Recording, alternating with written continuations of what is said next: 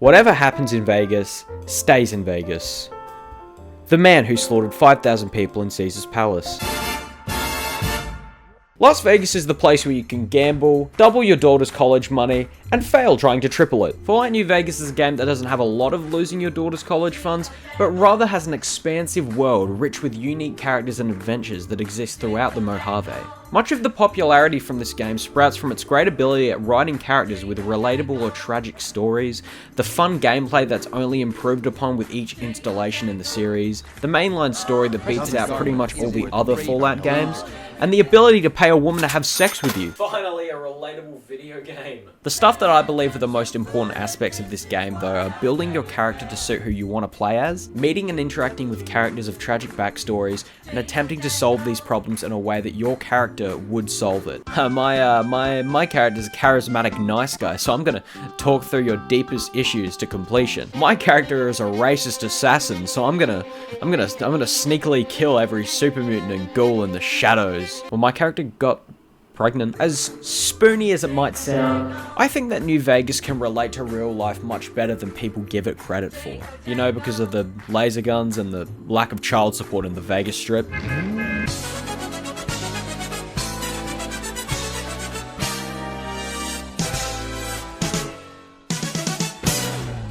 Fallout New Vegas holds the title of the best Fallout game in the series. Just ask anyone. Even your gynecologist knows this information. And if you're a guy, even your gynecologist knows all Fallout games are great.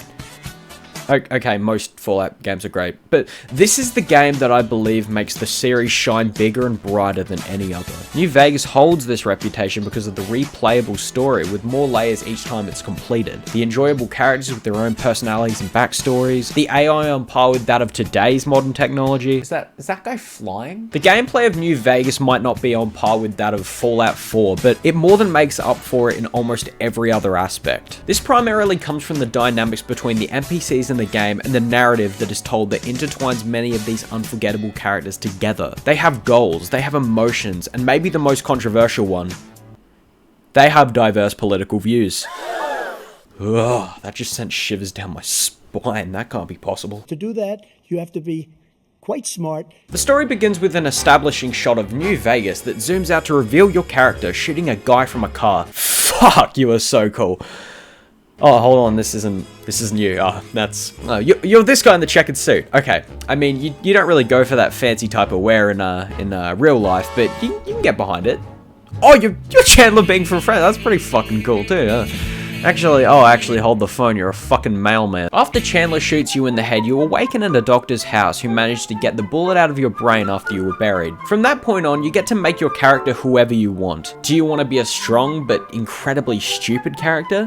Or do you want to have, I really hate that I'm saying this, Riz. You also get to answer a questionnaire with some classic getting to know you questions like, what word do you think of when I say dog? Or what does this picture look like? Or were you responsible for those string of murders in 1987? These questions will give you certain abilities depending on how you answer, so if a certain character type is what you want, it'd be suggested to read up about the results on Wikipedia or something. After getting healed up and being questioned about your existence, you can finally leave the house and begin your journey to get revenge on the man who did you wrong. Once you're out in the Mojave, you get to make your own choices, you get to decide who you want to play as. As the game continues, you create a character for yourself through solving problems during situations with NPCs. It's what makes Fallout New Vegas and role-playing games as a whole so enjoyable to not just fans of the genre, but casual players as well. You can play a nomad who wanders the wastes, helping people in exchange for money. You can play a psychopath who murders everyone in sight and betrays anyone who holds their trust in you. You can probably play as a single mother, I don't fucking know. The karma element of this game really pushes you to think about your actions and who you want to be in this game.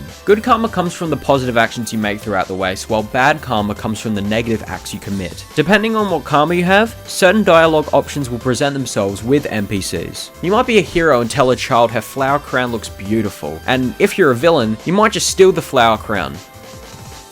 and shoot the girl in her stupid fucking face. The dialogue choices can inherently affect who you are. Many of the options during dialogue result in being kind, snarky, cold, or just a blatant fribble. More often than not, a shootout will occur with enemies when confronted, but sometimes there are other means to get around the violence in that situation. If you're high in charisma, you may be able to talk your way through conflict. If you're more experienced in agility, you should be able to sneakily pick off henchmen one by one. You might have help from your favorite redditor in a trench coat. Many people start by completing the first few main quests in Good Springs before heading off to New Vegas. However, this game doesn't have a particular mindset that you're intended to play in. You can play in a linear way that intends to complete the quest in the order that seems most logical, or you can play in a lateral way that throws the linear quests out of the way and lets you do whatever the fuck you want. Side quests, companion missions, heading immediately to the New Vegas brothel. That's exactly what I did when I started playing. The main story of New Vegas begins with you finding a way to New Vegas to get revenge on Benny for throwing you into that grave. On the way there, you can go through many side quests that help you in the long run. However, none of them are compulsory to completing the main quests. On the way to New Vegas, there's a good chance you'll meet two of the four main factions you can side with. The New California Republic are the goody two-shoes of the Mojave who believe in a government, laws, and rules. The other faction you meet on your way is Caesar's Legion, which are essentially a destructive force that believes in taking whatever they can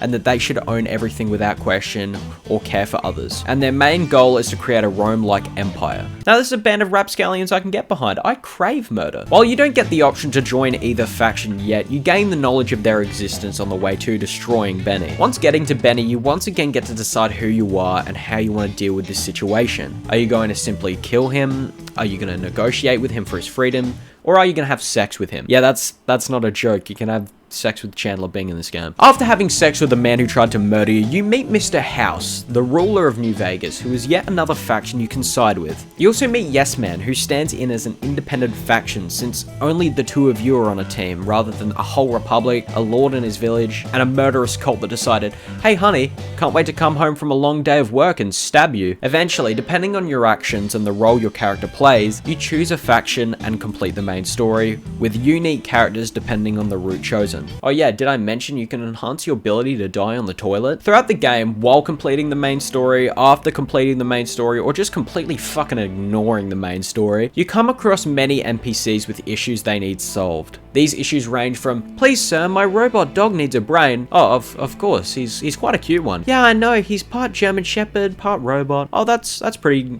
cool. He know any tricks? To, you want to assist me in killing the woman who sold my wife who was pregnant with my baby? Depending on how you deal with these side quests will help you throughout your playthrough of the game. Completing a quest one way may give you one item, while completing it another way might give you another. These side quests often come from a character's past that needs to be solved or fixed. You learn about these characters through their dialogue and the missions they need completed. Although some of these missions can be enjoyable and worth it for the reward, other missions can be repetitive and just irritating. Like respawning 20 fucking times to get killed by another mortar and then looking up a guide on YouTube! It's debatable that every side quest in the game enhances the New Vegas experience from a gameplay aspect. What isn't debatable, however, is the time and effort put into the characters to make them seem like real people. And honestly, that's why this game manages to be one of my favorite games of all time still to this day. Don't get me wrong, I love the shooter aspect of this game, but what's always appealed me the most when it comes to RPG games and games in general are the character dynamics, their interactions with the world around them, as well as how developed that world is. I enjoy RPGs that live up to the genre's name and make you feel like you are that character, because I feel that RPGs have a special connection with reality that isn't present with so many games. There's a reason RPG stands for what it does.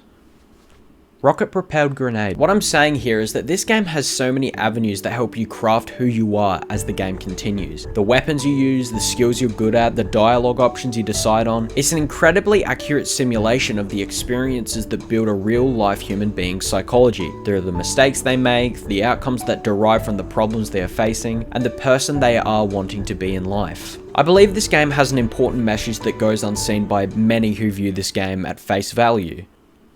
Everyone has their own story. This game depicts human dialogue and psychology incredibly well, despite being a game made 14 years ago. Everyone has their own problems they need solved, their own story prior to meeting the courier, their own goals, and as I mentioned before, political views. Although I did give that a crack at the beginning, the fact that the NPCs in this game have diverse views on who should rule the Mojave that can be backed up with a logical conclusion and understandable motives really tells the writing of this. Every character has a motive that can be understood, despite how psychotic they might be. People are just like this in real life. Some people face issues like paying their rent or waking up on time in the morning. Some people could have addictions or be severely depressed. All people are who they are as a result of the actions they have made up until that point. Sometimes these actions were with good intentions that ended badly. Sometimes being a dick can pay off. People have problems, but the only issue with this game is that in real life, sometimes these problems don't have satisfying conclusions. These problems could exist for a lifetime without closure, and that's pretty scary. However, no one is truly an NPC. As much as the internet tries to make me disagree with that point every day, you are the courier. You are the person you want to be. Your responses to situations will determine who you are for the rest of your life. Do you want to be a physicist? Well, keep at the books and learn as hard as you can. If you want to be a comedian, make people laugh without consequence and be able to shrug off negativity disguised as feedback. If you want to be a spokesperson for Subway, I highly recommend against that. Your life is yours to forge. You create your own story, and Fallout New Vegas reminds us about that.